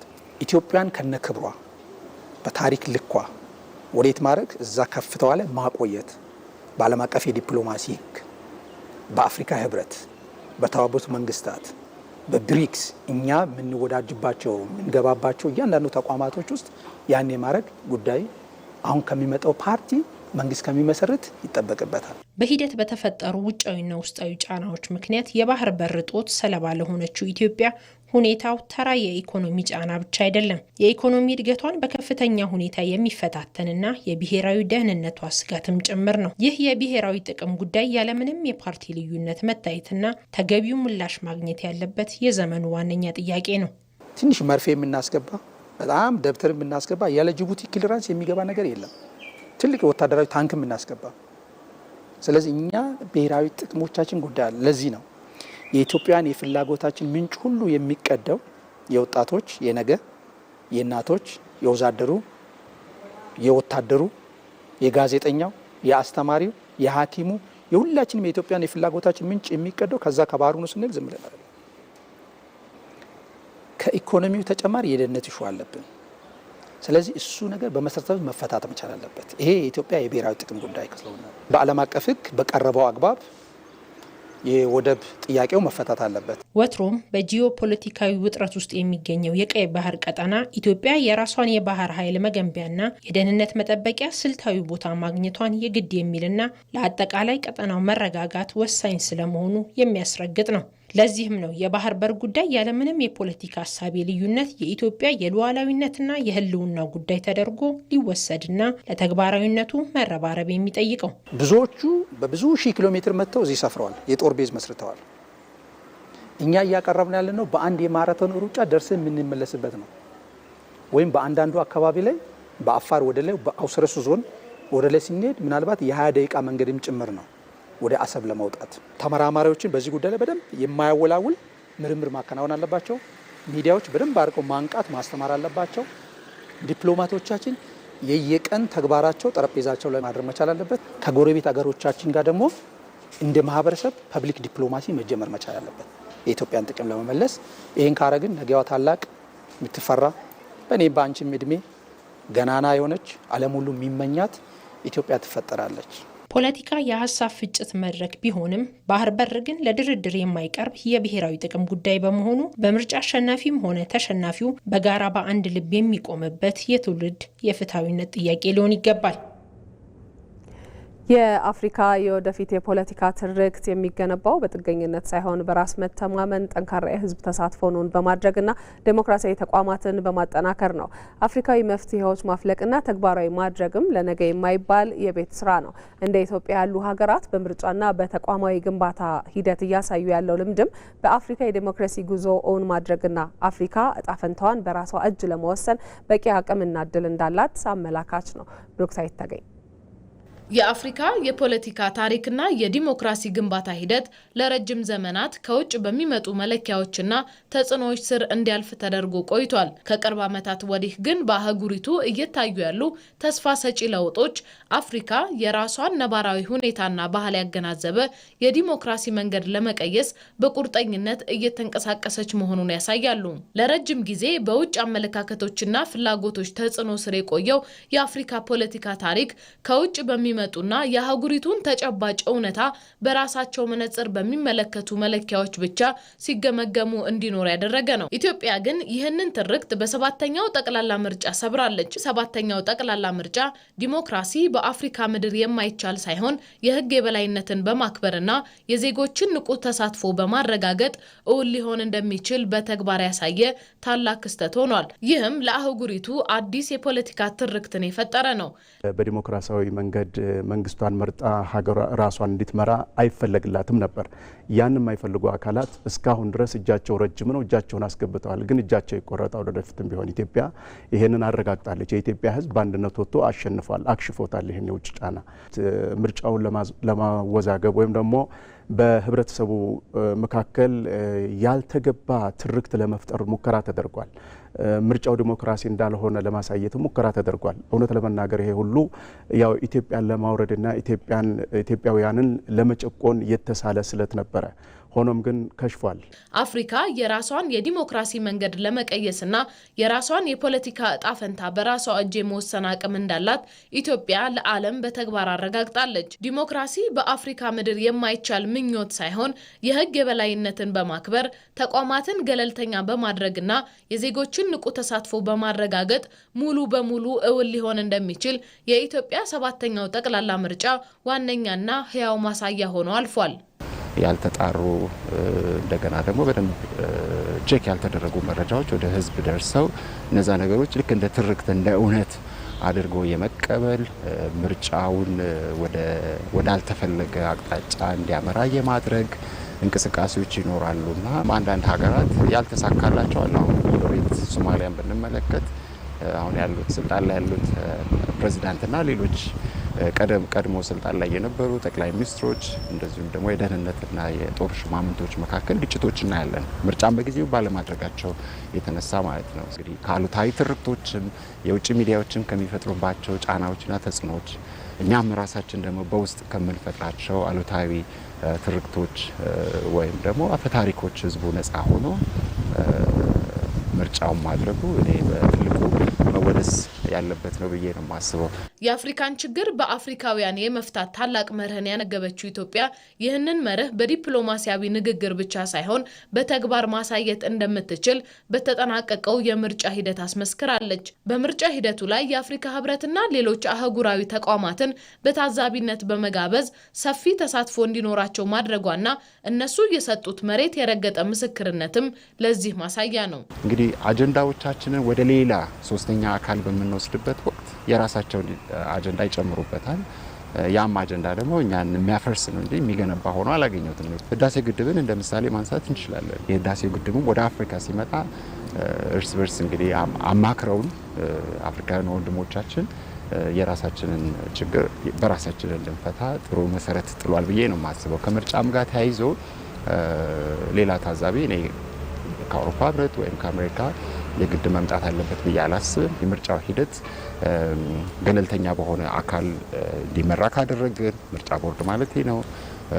ከዛም ባሻገር ደግሞ የምርጫው አሳታፊ ከሆነ ሁሉንም የህብረተሰብ ክፍል የሚያሳትፍ ከሆነ የተለያዩ ታዛቢዎች እዛ ተገኝተው ገለልተኛ የሆነ ትዘባ እያደረጉ የሚሄዱበት ሂደት ካለ ሂደቱን ምንም ነገር ያዛባዋል የሚል እምነት የለኝም። ይህ ታሪካዊ አካሄድ አህጉሪቱን የራሷን ምርጫ ሂደት በራሷ የአህጉሪቱ ተቋማት ለመገምገም ያላትን ብስለት ያሳየ ነው። ኢትዮጵያ የዲሞክራሲ ተቋማትን ዘላቂና ጠንካራ በሆነ መንገድ በመገንባት ረገድ እያሳየች ያለችው ይህ ትልቅ መንገድ ለሌሎች የአፍሪካ ሀገራት ትልቅ ምሳሌ ከመሆኑም በላይ ለአህጉሪቱ አዲስና ነፃ የፖለቲካ ትርክት መሰረት የሚጥል ነው። ዘንድሮ ምርጫ በአፍሪካ ቀንድ የዲሞክራሲ ልምምድ የህዝብ ይሁንታ ለመለማመድ ያግዛል ብዬ አስባለሁ። በተለይ በአፍሪካ ቀንድ ምርጫ በጣም አስቸጋሪ ልምምድ ነው። ያንን ለመማር የህዝብን ይሁንታ ለማድመጥ የህዝብን ፍላጎት ለመረዳት ያግዛል ብዬ አስባለሁ። እንደ ኢትዮጵያ ያሉ ታሪካዊ ሀገራት በምርጫ ሂደትና በተቋማዊ ግንባታ ላይ የሚያሳዩትን ይህንን አዎንታዊ ተሞክሮ አጠናክሮ ማስቀጠል ለነገዋ የበለጸገች አፍሪካና ለአዲሱ የአፍሪካ የፖለቲካ ትርክት ዋነኛው የማዕዘን ድንጋይ ነው። ዜና ኢትዮጵያ ላይ ናችሁ ተመልካቾቻችን። ዘገባዎቻችን ይቀጥላሉ። ከጦርነትና አፈሙዝ ይልቅ ንግግርንና ምክክርን ቀዳሚ ምርጫቸው ያደረጉ ሀገራት በአጭር ጊዜ ሰላማቸውን አረጋግጠው በዓለም ላይ ግዙፍ ምጣኔ ሀብትን መገንባት ችለዋል። ኢትዮጵያም እያከናወነች ያለችው ሀገራዊ ምክክር ሂደቱ ስኬታማ ሆኖ በርካታ ምዕራፎችን እያለፈ ይገኛል። ተስፋዬ ጫኔ ተጨማሪ አለው። ኢትዮጵያ ዛሬ ላይ በተለያዩ የታሪክ ሂደቶችና ክስተቶች እያለፈች ትገኛለች። እነዚህ አበይት ሀገራዊ ክንውኖች ደግሞ የሀገርን ብሔራዊ ጥቅምና የነገን መሰረቷን በጠንካራ ዓለት ላይ የሚገነቡ ስራዎች ናቸው። ከነዚህ ሀገራዊ አበይት ክስተቶች መካከል ደግሞ የዴሞክራሲ ስርዓት እድገት ማሳያ የሆነውን 7ኛውን ጠቅላላ ምርጫ አከናውና ከጠላቶቿ ምኞትና እቅድ በተቃራኒው ምርጫውን በስኬት አጠናቃለች። ሀገር በዚህ ዓመት ለማከናወን ከያዘቻቸው እቅዶች መካከል ሀገራዊ ምክክር አንዱ ሲሆን እስካሁን የተሰሩ ስራዎችም ስኬታማ እንደነበሩ ከኢቲቪ ዳጉ የውይይት መድረክ ጋር ቆይታ የነበራቸው የኢትዮጵያ ሀገራዊ ምክክር ኮሚሽን ኮሚሽነር ዶክተር ዮናስ አዳዬ ይናገራሉ። እጅግ በጣም ገንቢ ነበረ፣ በጣም የሚያበረታታ ነበረ። በተለይ ሂደቱ ማስቀደም ያለብን የትኛው እንደሆነም ጭምር ያረመንም ነበረ። በተለይ በሂደቱ ውስጥ ህዝባችን ደግሞ በስፋትና እንደዚሁም በግልጽ መተባበር ሳይኖር በዲፕሎማሲያዊ የሆነ ለምሳሌ አንዳንድ ጊዜ እንደው ሌላውን ላለማሳዘን የሚደረግ ሳይሆን ይሄ ለሀገራችን በብዙ ዓመታት ውስጥ አንድ ጊዜ ብቻ የሚገኝ እድል ነውና አጀንዳዎቹ ራሳቸው በትክክል ያንን ችግር አድሬስ የሚያደርጉ መሆን አለባቸው ብለው በግልጽ ሲናገሩ ነበረ። በጣም ግልጽነት የተሞላበት በጣም ገንቢ የሆነ ከሁሉም በላይ ደግሞ እውቀት መር የሆነ በእውቀት ላይ የተመሰረተ እና እሱን ግብዓት ስናገኝ ነበር እስካሁን ድረስ። ቀደም ሲል የነበሩ ኢትዮጵያውያን በደምና አጥንታቸው በከፈሉት መስዋዕትነት ሀገርን ለዚህኛው ትውልድ አስረክበዋል። ዛሬ ላይ ደግሞ ሀገርን ካፈሙዝና ጦርነት ባለፈ በንግግርና በውይይት ለማስቀጠል እንደሚቻል በተግባር ለማሳየት ኢትዮጵያ ጉዞዋን ቀጥላለች። እነሱ በጦርነት እነሱ በደማቸው ያጸኗትን ሀገር ሁልጊዜ ወደ ጦርነት ሁልጊዜ እንደገና ወደ ግጭት መግባት ሳይሆን በምክክር ሀገርን እናጽና ብለን ስንል ሰላምን በሰላማዊ መንገድ በማምጣት ሀገራችንን እንደገና እናጽናት በመመካከር በመነጋገር ውስጣችን ጠንከር ካደረግን ከዛ የተሻለች ያኔ በአድዋ የተመሰረተች ኢትዮጵያ ከዛ በኋላም ደግሞ አሁን እየተገነባች ያለችው ኢትዮጵያ ወደፊት ደግሞ የበለጠ ሰላምን በሰላማዊ መንገድ በማምጣት በመነጋገር ችግሮችን አንደኛ ባናችሁም ችግር ሲፈጠር በመነጋገር እንጂ በዱላ በጥይት በተለያዩ በድንጋይ በመወራወር አለመሆኑ ማሳየት ሀገርን ማጽናት ብለን ስንል ሀገርን በምክክር ማጽናት ብለን ስንል ኖን ቫዮለንት ወይም ነውጠኛ ባልሆነ መንገድ ሀገርን ማጽናት ማለታችን ነው። ከሁሉም በላይ ምክክርን ባህል ማድረግ ማለታችን ነው። እንደ ሀገር የሚደረግ መመካከርና መወያየት የስልጣኔ መገለጫ ሲሆን በዚህ መንገድ ሁሉም ኢትዮጵያውያን አሸናፊ ሆነው የጋራ ጥላ የሆነችን ሀገርም ሉዓላዊነቷ ተጠብቆ ወደ ነገ መሻገርን ትጎናጸፋለች። የፖለቲካ ሂደትም የአስተዳደር ሂደትም የትምህርት ሂደትም የትኛውም አካባቢ መጠየቅን ባህል ማድረግ ዳያሎጂክ የሆነ አፕሮች ነው የምንለው። ዳያሎጂክ እንዲሁ እንደተቀበለ ልክ ተሰብኮ የተሰጠ ነገር እንዳለ መቀበል ሳይሆን መጠየቅ ማወቅ። ከዛ ይህ ከጥያቄዎቹ የተነሳ ሁሉም ጥያቄዎችና ተጠያቂዎች አሸናፊዎቹ ነው የሚወጡበትን መድረክ ወይም አውድ መፍጠር። በዚሁ አይነት ነው ሀገር እየጸናች የምትሄደው። ከጦርነትና ከአፈሙዝ ይልቅ ንግግርና ምክክርን ቀዳሚ ምርጫቸው ያደረጉ ሀገራት በአጭር ጊዜ ሰላማቸውን አረጋግጠው በዓለም ላይ ግዙፍ ምጣኔ ሀብትን መገንባት ችለዋል። ይሄ ደግሞ ዝም ብሎ የሚነገረው ነገር ሳይሆን ከሲንጋፖር የምንማረው ነው። በጣም በቅርብ ጊዜ ያየናቸው አንዳንድ ነገሮች አሉ በፊልድ ላይ ከቻይና የምንማራቸው ናቸው። የነ ኮሎምቢያን እነ ቱኒዚያ ሁሌ ስለምናነሳ ነው በቅርቡ ያየናቸውን የማነሳው እና በመመካከር አገሮች ጸንተዋል፣ ከብረዋል፣ በልጽገዋል። ስለዚህ እኛም የማናደርግበት ምንም ምክንያት የለም ለማለት ነው። አእምሮን የሚቆጣጠር አካሉን መቆጣጠር ይችላልና ከጉልበት ይልቅ ውይይትን ማስቀደም ያስፈልጋል። ለዚህ ደግሞ መገናኛ ብዙኃንና ሌሎችም ለሂደቱ ስኬት መስራት ይጠበቅባቸዋል። ኢትዮጵያ ለዘመናት የነበረባትን የምግብ ጥገኝነትና የውጭ እርዳታ ጫና በመስበር ምርታማነትን በማስፋፋት አዲስ የምግብ ሉዓላዊነት ምዕራፍን እያረጋገጠች ትገኛለች። በዚሁ ጽኑ ብሔራዊ አቋም ኢትዮጵያ ቡና ሸጦ ስንዴ መግዛትን የቆየ የጥገኝነት ቀንበር ሰብራለች። አዝመራው ሞሴ ተጨማሪ አለው። ሉዓላዊነት በድንበር አጥር ብቻ አይለካም። ሰንደቅ ዓላማ ሰቅሎ የነጻነት መዝሙር በመዘመር ብቻም ሙሉ አይሆንም። የአንድ ሀገር እውነተኛ ሉዓላዊነት የማይሸራረፍ ክብሩና የማይደፈር ማንነቱ የሚጀምረው ከገበሬው ማሳ ከምግብ ጠረጴዛው ላይ ነው። ታሪክ ምስክር ነው። በሰው እጅ ላይ የተንጠለጠለች ሀገር እጣፈንታዋም ሆነ ውሳኔዋ በደጋፊዎቿ ፍላጎት መጣመሙ አይቀሬ ነው። የሌሎችን ምጽዋት የምትጠባበቅ ሀገር ሉዓላዊነቷ ሁልጊዜም ለድርድር ይቀርባል። ኢትዮጵያም ቢሆን ለረዥም ዓመታት በምግብ እርዳታ ስም የውስጥ ፖለቲካዋንና ጥቅሟን ለመጠምዘዝ በሞከሩ የባዕዳን እጆች ስትፈተን ኑራለች። ባለፉት 50 ዓመታት በፈረንጆቹ 72-73 የነበረው ትልቁ ረሃብ 66-67 የምንለው ጊዜ ጀምሮ በጣም በርካታ ክብረ ነክ የሆኑ ጉዳዮችን አጋጥሞናል እና እየተለማመድን ሄደን ያ ክብርን የሚነካ በብዛት ዓለም አቀፍ እርዳታ የጎረፈበት ዘመን እንደነበረ እናስታውሳለን። በውጭው የእርዳታ ዓለም ላይ ጥገኛ ስንሆን እጅ መጠምዘዝ በቀላሉ ይመጣል። የሀገርህን ክብር አሳልፈ የመስጠት የግድ ይሆናል። ይሄ ክብረ ነክ ነው። በአሁኑ ወቅት ኢትዮጵያ ፊቷን ወደ ራስን በራስ ማገዝ አዙራለች። ለዘመናት የኖረችበትን የጥገኝነት ቀንበር በቃኝ ምጽዋት በሚል ጽኑ ብሔራዊ አቋም እየሰበረችው ትገኛለች። ይህ መፈክር ብቻ ሳይሆን በተግባር የተደገፈ እውነት ለመሆኑ በማሳዎቿ ላይ የሚታየው ምርታማነት ሕያው ምስክር ነው። የእርዳታ መቀበል እንዲቆም ራስን በራስ የማገዝ ራስን በራስ የመመገብ ራስን የራስን ፍላጎት የማሟላት ግድ አድርገን እየተከተልን ነው ያለ ነው። ከዚህ ጋር በተያያዘ እንደምታስታውሱት ኢትዮጵያ በዓመት ከ1 ሚሊዮን ሜትሪክ ቶን ስንዴ በላይ ታስመጣለች። በቢሊዮኖች የሚቆጠር ገንዘብ ለዚህ ታጠፋ ነበረ። ባለፉት 4፣ 5 ዓመት 6 ዓመት ያ ከውጭ እናስመጣ የነበረው የስንዴ ፍላጎት በሀገር ተተክቷል። እንደ ሀገር በጥቅሉ ስናየው ማለት ነው። ቡና ሽጦ ስንዴ መግዛት ያ የቆየና አሳፋሪ የኢኮኖሚ አዙሪት ዛሬ ላይ ታሪኩ እየተቀየረ ነው።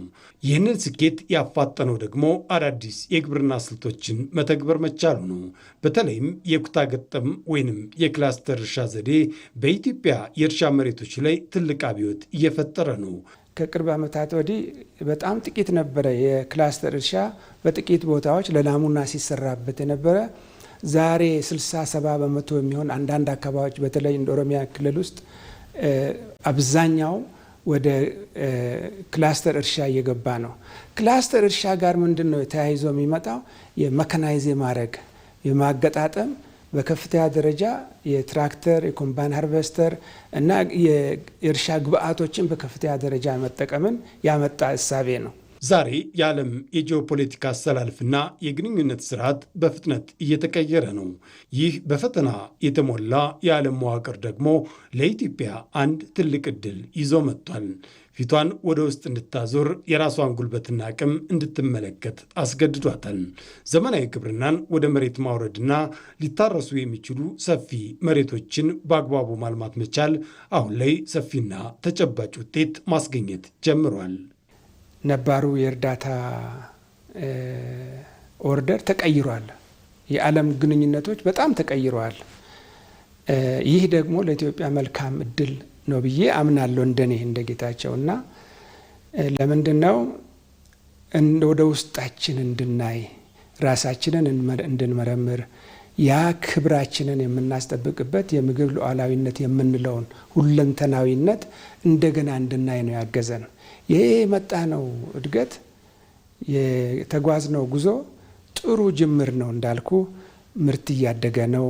ቴክኖሎጂ እየገባ ነው። ለምሳሌ በትራክተር አሁን እርሻ ከ20 እስከ 25% በትራክተር ነው እየታረሰ ያለው በኢትዮጵያ ውስጥ።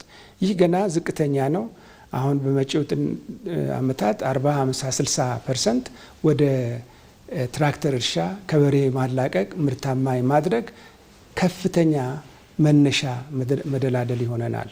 እናም ኢትዮጵያ በግብርናው ዘርፍ እያስመዘገበች ያለው ይኸው ስር ነቀል ለውጥ ለምግብ ሉዓላዊነት ጉዞዋ የማይናወጥ መደላድል ከመፍጠሩም በላይ የኢትዮጵያ ውስጣዊ አቅም ከራሱ አልፎ ለቀጠናው ትስስርና ለሌሎችም እንደሚተርፍ በተግባር ያሳየ ሆኗል።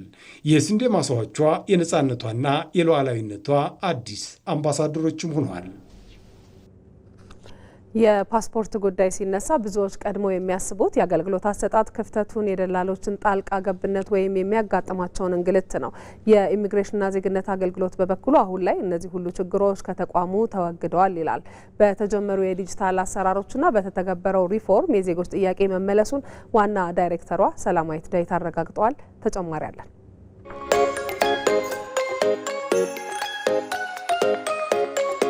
ኢትዮጵያ ውስጥ አዲስ ፓስፖርት ማውጣት፣ የተበላሸ ፓስፖርት መቀየር ወይም ደግሞ ጊዜው ያለፈበት ፓስፖርት ማሳደስ አገልግሎት ፈላጊዎች ከሚማረሩባቸው፣ ቅሬታ ከሚያቀርቡባቸው የአገልግሎት አይነቶች መካከል የሚጠቀስ ነው። የኢሚግሬሽንና ዜግነት አገልግሎት ደግሞ ይህንን የዜጎችን ምሬትና ቅሬታ ለመፍታት አሰራሬን አዘምኛለሁ፣ ዲጂታይዝ አድርጌያለሁ ሲል ይደመጣል። ለመሆኑ ይህ የዜጎችን እንግልት፣ የዜጎችን ቅሬታ ምን ያህል ፈታው የሚለውን ለመጠየቅ እዚህ ተገኝተናል። ከተቋሙ ዋና ዳይሬክተር ከወይዘሮ ሰላማዊት ዳዊት ጋር ጥቂት ቆይታ እናደርጋለን። አብረን እናገኛቸዋለን።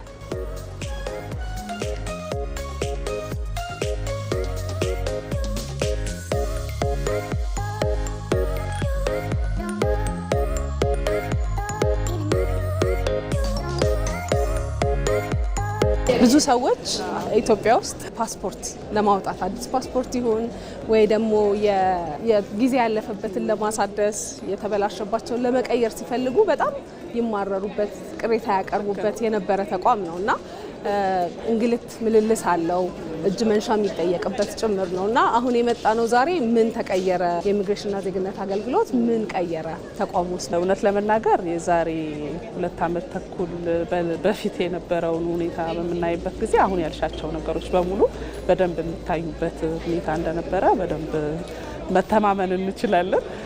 ያልሻቸው በተለይ ደንበኞች በአግባቡ ያለመስተናገድ፣ ቦታው አመቺ አለመሆኑ፣ እንደዚሁም በጣም አስቸጋሪ ሁኔታ ስለነበረም በእጅ መንሻ የመስተናገድ ነገሮች፣ ሲስተሙም ቶሎ ቶሎ ያለ መስራት፣ በጣም ኦልድ ሲስተም ስለነበረ የምንጠቀመው፣ የቢሮውም አመቺ ባለመሆኑ ምክንያት ከአንድ ቦታ ወደ አንድ ቦታ የሚራወጥ ሰው ብዛቱ እና በጣም ብዙ ነገር እጅግ በጣም ለአገልግሎት የማያመች ሆኖ ነበረ የተሰራ የነበረውና እንግዲህ ከሪፎርሙ በኋላ የለወጥናቸው ነገሮችን በምናይበት ጊዜ አንደኛው የስራ ቦታ መለወጣችን። እንደምታዩ በዚህ ቦታ ከ80 በላይ ዊንዶዎች አሉ። ቀደም ብሎ በነበረው በጥቁር አንበሳ ከ35 በታች የነበረው ዊንዶ እዚህ ለአስቸኳይ ብቻ ነው ይሄን የከፈትነው። በአዲስ አበባ ደግሞ 4 ሌላ ብራንቾች አሉ። ከዚህ በፊት ስንጠቀመው የነበረው ሲስተም ኦልድ ነው። ከ25 ዓመት በላይ ረዥም ጊዜ የቆየ በዓለማችን ማለት ነው። ከዛ የተነሳ ሌብነትን ከመቆጣጠር አኳያ ቶሎ ፈጠን ብሎ ከማስተናገድ አኳያ ከፍተኛ ተጽዕኖ ያደርግብን የነበረ ነውና እሱንም ለውጠነዋል። ከዚህ ቀደም ከ2 ዓመት ተኩል ከእንደዛ በፊት ምን ያህል ሰዎችን በየዕለቱ ያስተናግድ ነበረ? አሁን ላይስ በቁጥር በተጨባጭ ምን ያህል ለውጥ አመጣ? በቀን እዚህ ብቻ የምናስተናግደው 2000 የአስቸኳይ ደንበኞች እዚህ ይስተናገዳል። እንደምታዩ ቀለል ባለ መልኩ ነው የምናስተናግደው። እንደዚሁም ደግሞ በየብራንቾቻችንም በከፈትናቸው ብራንቾች አንዱ ብራንች ብቻው ከ2000 ሰው በላይ የሚያስተናግድበትን ካፓሲቲ ቢልድ አድርገናል ማለት ነው።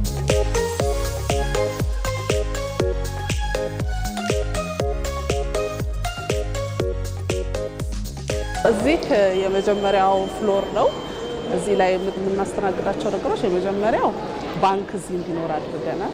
በካርድ መክፈል የሚችሉ በካርድ እንዲከፍል፣ ኦንላይን አብዛኛው ሰርቪሳችን ኦንላይን ስለሆነ ኦንላይን እንዲከፍል እናደርጋለን። ይሄ ባንክ ባይዘው የሲቢኢ ነው። እዚህ ሰርቪሱን እንዲሰጥ አድርገናል ማለት ነው። የራሳችን ካሼርም እዚህ አለ። አንዳንድ ሂሳቦችን እያረጋገጡ ወደ ሌላው ሰርቪስ ሰዎች እንዲሄዱ የሚያደርጉ ናቸው። የመጀመሪያው ፍሎር ላይ ያለው የቪአይፒ አገልግሎት ነው። ለእኛ ቪአይፒዎች ነፍሰ ጡሮች ቪአይፒዎቻችን ናቸው። ህጻናት ቪአይፒዎቻችን ናቸው። አረጋውያን ቪአይፒዎቻችን ናቸው። ሌላው ቪአይፒ ደግሞ ያው በተለምዶ በጣም ሃየር ኦፊሻልስ የሆኑና እንደዚሁም ደግሞ ከመከላከያ ከፌዴራል ፖሊስ ተመሳሰሉ እንደዚህ አይነት ሰርቪስ ለሀገር የሚሰጡትን ቅድሚያ ሰጥተን እዚህ የ2 ቀንና የ5 ቀን አስቸኳይ እንሰጣለን። የ2 ቀኑ በ25,000 ብር ክፍያ፣ የ5 ቀኑ በ20,000 ብር ክፍያ ማለት ነው። አንዳንድ ጊዜ እሱን የተጨማሪ እንዳለው ተደርጎ ስለሚነገር ነው ማንሳት የፈለግኩት።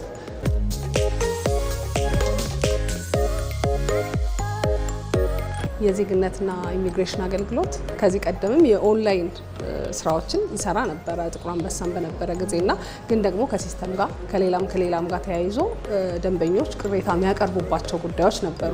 ምን ያህል ተፈታ?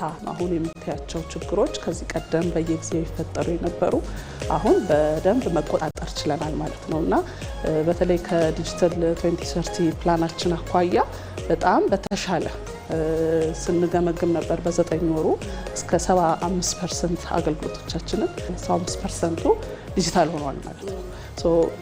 የተቀሩትንም ስራዎች ኢቭን በቢሮ ውስጥ የምንሰራቸውን ስራዎች ጭምር ዲጂታል ለማድረግ በከፍተኛ ሁኔታ ፎከስ አድርገን እየሰራን ነው።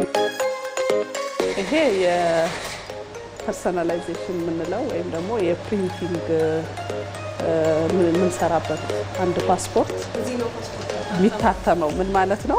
ፓስፖርቱ ቡክሌቱ ከመጣ በኋላ የሰው ስም፣ ኢንፎርሜሽን የመሳሰለው የሚገባበት ማለት ነው። እነዚህ ኢንፎርሜሽኖች እዚህ ውስጥ የሚታተሙበት ማለት ነው ፐርሰናላይዜሽን የምንለው እንጂ ቡክሌቱ ይሄኛው ደግሞ እዚሁ ሀገር ውስጥ የሚመረትበትን እየተሰራ ነው ያለው እየተመረተ ነው ያለው። ይሄ ግን እዚህ ውስጥ ይሰራል ማለት ነው። ይሄን መስራት በድሮ በጣም እጅ የበዛበት የሌዘር ያልሆነ በጣም ቴክኖሎጂ ኋላ የቀረ በእጅ የሚነካካ የተለያዩ ወረቀቶችን ላይ እየለጠፍን የምንሰራበት ነው። ይሄ ግን እንደምታዩ ማሽኑ አንድ ጊዜ በዛ ጋር ይታዘዛል።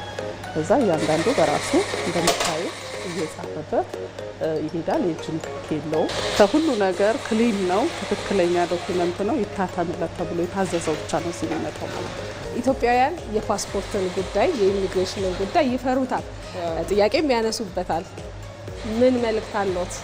ከዚህ ቀደም በጣም ብዙ ሰው ብዙ ችግር እንደደረሰበት ኢሚግሬሽን ሄዶ ሁሉም ሰው በሚባል ደረጃ እኔ የማገኛቸው ሰዎች ሁሉ ረዛ ቤት ሄጄ እንደዚህ ገጥሞኝ የማይለን የለም። እውነት ለመናገር እውነትም ነው።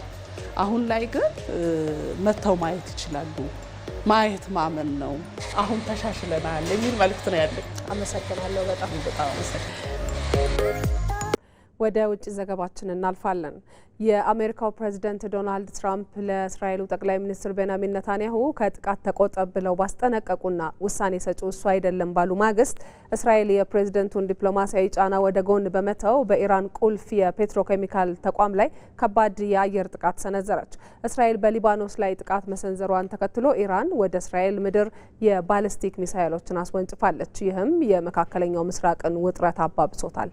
ሰለሞን ገዳ በአሜሪካና በኢራን መካከል የተደረሰው የተኩስ አቁም ስምምነት አደጋ ላይ መውደቁን የሚያሳዩ አዳዲስ ክስተቶች ተቀስቅሰዋል። የአሜሪካው ፕሬዝደንት ዶናልድ ትራምፕ ለእስራኤሉ ጠቅላይ ሚኒስትር ቤንያሚን ኔታንያሁ ከተጨማሪ ጥቃቶች እንዲቆጠቡ በስልክ ካስጠነቀቁ በኋላ እስራኤል በደቡባዊ ምዕራብ ኢራን በሚገኝ የፔትሮኬሚካል ማምረቻና በሌሎች ወታደራዊ ኢላማዎች ላይ ከባድ ጥቃት መፈጸሟን አስታውቃለች። ይህ እርምጃ ባለፈው ሚያዝያ 8 ከተደረሰው የተኩስ አቁም ስምምነት በኋላ እስራኤል በኢራን የኃይል ማመንጫ ተቋማት ላይ ጥቃት የሰነዘረችበት የመጀመሪያው ክስተት ሆኖ ተመዝግቧል። ጥቃቱ የተፈጸመው ማህባሻህ የፔትሮኬሚካል ኮምፕሌክስ ላይ ሲሆን የኢራን ፋርስ ዜና ወኪል በተቋሙ ላይ ጉዳት መድረሱንም አረጋግጧል። ይህን ተከትሎ የቀጠናው ውጥረት ወደ ባህር ላይ ጦርነት እየተሸጋገረ መጥቷል። ከኢራን ጋር ወገንተኝነት አላቸው የሚባሉት የሁቲ አማጽያን የእስራኤልን የባህር ላይ ንግድ እንቅስቃሴ ሙሉ በሙሉ ለመክታት ቃል ገብቷል። ከተኩስ አቁም በኋላ በእስራኤል ላይ የተሰነዘረው የመጀመሪያው ሚሳኤል ጥቃት የሰነዘሩት ሁቲዎች ሲሆኑ ይህም የእስራኤል ጦር የአየር መከላከያ ስርዓትን በአስቸኳይ እንዲነቃቃ አድርጎታልም ነው የተባለው።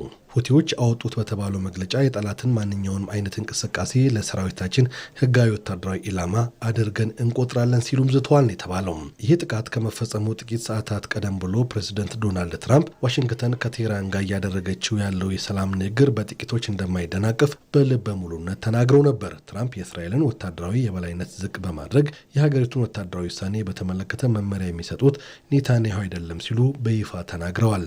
ትራምፕ ከኢራን ጋር ያለውን ሰፊ ጦርነት በዘላቂነት ለማስቆም እንዲቻል እስራኤል በሊባኖስ የምታደርገውን ጥቃት እንድታቆም ከፍተኛ ጫና ሲያደርጉ ቆይተዋል። እንዲያውም ባለፈው ሳምንት በስልክ ባደረጉት ንግግር ኔታንያሁ ጠንካራ በሆነ ቃላት ጭምር ሳይቀር እንደከሰሷቸው ተሰምቷል። ሆኖም እስራኤል ይህንን ምክር ወደ ጎን በመተው ጥቃት ሰንዝራለች። ምንም እንኳን የሁለቱ መሪዎች ግንኙነት ቢሻክርም ፕሬዚደንት ትራምፕ በኒው ጀርሲ ከሚገኘው ጎልፍ ክለባቸው በመደወል ከኔታንያሁ ጋር ለግማሽ ሰዓት ያህል በስልክም ተወያይቷል። ነገር ግን የውይይቱ ዝርዝር ይዘት አልተገለጸም። የኢራን አብዮታዊ ዘብ ፈጣን ምላሽም ሰጥቷል።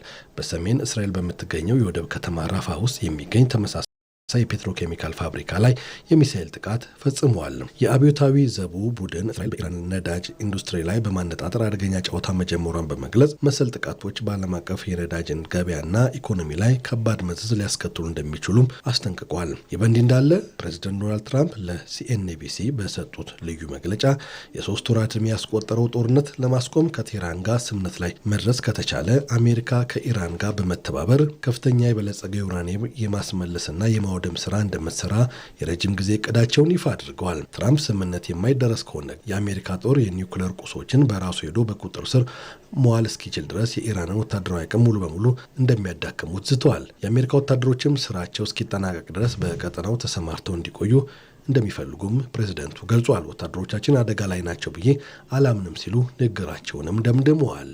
እናም አሁን ላይ በሰጥ አገባዎች መካከል የአሜሪካ ኢራንና እስራኤል ጦርነት ከመቶ ቀናት ተሻግሯል። መፍትሄ የመፈለግ ሂደቱም አሁን ላይ ተጠናክሮ መቀጠሉ እየተነገረ ነው። ዓለም አቀፍ የደህንነትና የዲፕሎማሲ ምንጮች እንደሚያመለክቱት የፓኪስታን፣ ኳታርና የቻይና መንግስታት ያዘጋጁት አዲስ የሰላም ስምምነት ሰነድ በዋሽንግተንና በቴህራን እጅ ላይ ይገኛል። ይህ አዲስ ፍኖተ ካርታ ባለፈው ሚያዝያ ወር በኢስላማባድ የፈረሰውን ድርድር መልሶ የሚያነሳሳና ለሁለቱ ወገኖች ተቀባይነት ያለው ስልታዊ አማራጭ ይዟል። ቀደም ሲል ድርድሩ እንዲፈርስ ምክንያት የሆነው ትልቁ ጋሬጣ ኢራን ያመረተችውን 60 በመቶ ዩራኒየም ክምችት ለአሜሪካ ወይም ለእስራኤል አሳልፋ ትስጥ የሚለው የምዕራባውያን ጥያቄ ነበር። ቴህራን ይህንን ጥያቄ ሙሉ በሙሉ ውድቅ አድርጋው ነበር። አሁን የቀረበው አዲሱ መፍትሄ ግን ይህን ይመስላል። ኢራን ያላትን ዩራኒየም ክምችት ለጠላት አሳልፋ አትሰጥም። ይልቁንም ክምችቱ ሙሉ በሙሉ ገለልተኛ ወደ ሆነችውና የዓለም አቀፉ የአቶሚክ ኢነርጂ ኤጀንሲ ዋና መስሪያ ቤት ወደሚገኝባት ኦስትሪያ ቪየና ወይም ስዊዘርላንድ ይዛወራል። እዚያም በዓለም አቀፍ ቁጥጥር ስር ይቆያል ነው የሚለው። በአንጻሩ አሜሪካ በኢራን ላይ የጣለችውን የባህር ላይ ከበባ የምታነሳ ሲሆን በዓለም አቀፍ ባንኮች የታገደውን የኢራንን 120 ቢሊዮን ዶላር የነዳጅ ሀብት ደረጃ በደረጃ ትለቃለች። እስራኤልም ከሊባኖስ ድንበር ጦሯን እንድታስወጣ ስምምነት ላይ ደረሳል ተብሏል። ይህ ስምምነት አሁን ላይ ተግባራዊ ለማድረግ ሁለቱ ሀያላን ያስገደዳቸው የውስጥ ፖለቲካ ጫናም ጭምር ነው። በዋሽንግተን በኩል የፕሬዝደንት ዶናልድ ትራምፕ የህዝብ ተቀባይነት ወደ 40.3 በመቶ ዝቅ ማለቱና በአሜሪካ የውስጥ ገበያ ነዳጅ ዋጋ መናሩ ከመጪው ህዳር የኮንግረስ ምርጫ በፊት ዋይት ሀውስ ስምምነት ላይ እንዲደረስ ትልቅ ጫና ፈጥሯል። በቴህራን በኩልም የኢኮኖሚው መዳከምና የህዝቡ የሰላም ጥማት መሪዎቻቸው ወደ ጠረጴዛ ዙሪያ እንዲመጡ አስገድዷቸዋል። እናም አሁን ላይ ከጀርባ እየተከናወኑ ያሉ የዲፕሎማሲ ጥረቶችና የቪየናው የዩራኒየም ፍኖተ ካርታ ዓለም ከተደነቀባት ታሪካዊ ቀውስ ወጥታ ወደ ብሩህ ስምምነት ለማምራት የመጨረሻው ጫፍ ላይ መድረሷንም ያመላክታል የሚል ግምት ከበርካቶች ዘንድ እየተሰጠው ነው። በመጨረሻም የስፖርት ዜና ፍሎሬንቲኖ ፔሬዝ በድጋሚ የሪያል ማድሪድ ፕሬዝዳንት ሆነው ተመረጡ። ከ20 ዓመታት በኋላ ለመጀመሪያ ጊዜ በክለቡ አባላት ድምፅ አሰጣጥ በተወሰነው የሪያል ማድሪድ ፕሬዝዳንታዊ ምርጫ ፍሎሬንቲኖ ፔሬዝ አሸንፈዋል። ተፎካካሪያቸው የነበረውን ኤንሪክ ሪኬልሜን የረቱት የ79 ዓመቱ አዛውንት ለስድስተኛ ጊዜ ማድሪድን የመምራት እድል ያገኙ ሲሆን ለቀጣይ 4 ዓመታት የስፔኑን ግዙፍ ክለብ በሊቀመንበርነት መምራታቸውን ይቀጥላሉ። ፔሬዝ በሪያል ማድሪድ ታሪክ ውስጥ ረጅሙን ጊዜ ያገለገሉ ፕሬዝዳንት ሲሆኑ በርካታ የቻምፒየንስ ሊግ ዋንጫዎችን ጨምሮ የክለቡን እጅግ ስኬታማ የውድድር ዘመናት በበላይነት መርተዋል። ከድላቸው በኋላ ፔሬዝ የክለቡ አባላት ለሰጡት ድጋፍ አመስግነው ሪያል ማድሪድ አሁንም በአባላቱ ባለቤትነት ስር ሆኖ እንደሚቀጥል ቃል ገብተዋል። ፔሬዝ በተጨማሪም ጆሴ ሞሪኒዮ የሪያል ማድሪድ ዋና አሰልጣኝ ሆኖ መመለሳቸውን አረጋግጠዋል። ሞሪኒዮ ከ2026-27 የውድድር ዘመን በፊት ስብስባቸውን ለማጠናከር በሚፈልጉበት በዚህ ወቅት ክለቡ በዝውውር መስኮቱ ላይ ንቁ ተሳትፎ ያደርጋል ተብሎም ይጠበቃል። ክቡራን ተመልካቾቻችን እኩለ ቀን 6 ሰዓት ሲል የጀመረው ዜና ኢትዮጵያ በተከታተላችሁት መልኩ ተጠናቋል። ቆይታችሁን ከኛ ጋር ስላደረጋችሁ እጅግ አድርገን እናመሰግናለን። ማህሌት ታደለ ከዜና ኢትዮጵያ አዘጋጅ፣ መታሰቢያ ደረጀ ከዳይሬክተራችን ገዛኸኝ ዳዲና ከመላው የስርጭትና የስቱዲዮ ባለሙያዎች ጋር በመሆን ቆይታ አደረኩኝ። መልካም ቀን ይሁንላችሁ።